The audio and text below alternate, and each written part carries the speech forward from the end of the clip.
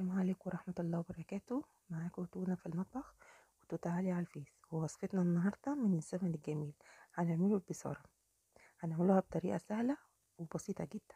حطينا البصلة على النار وحطينا معاهم كزبرة خضراء واربع فصوص توم وواحدة بصلاية صغيرة.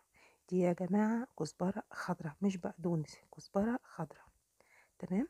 ونقلب فيهم كده ونغطيها لحد ما تغلي، بس هي لازم نشيل الغطا حاجات بسيطة عشان هي بتفور على النار لما تيجي تغلي.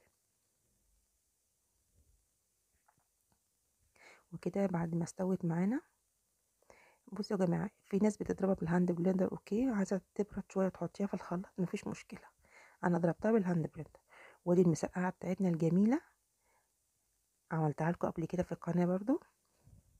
ودي بعد ما ضربتها بالهاند بلندر وصفيتها حطيتها على النار. هي يا جماعة مش خفيفة، هي باينة ان هي خفيفة لكن هي مش خفيفة. هي كل ما بتقعد كل ما بتتقل اكتر. والتوابل بتاعتنا ملح وكمون ومعلقة توم كبيرة، وتتقلب. وكل ما هتقعد أكتر يعني تبرد اكتر كل ما هتتقل اكتر.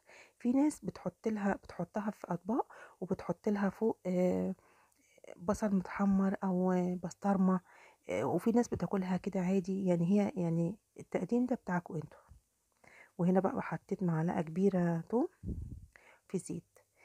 يعني هو مستحب الزيت بس يكون نوعه نضيف، لكن سمنه او زبده مش هتبقى كويسه يعني.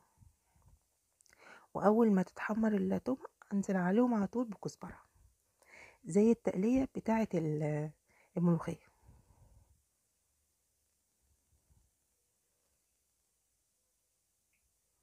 بصوا بتتقل ازاي، كل مادة عماله تتقل.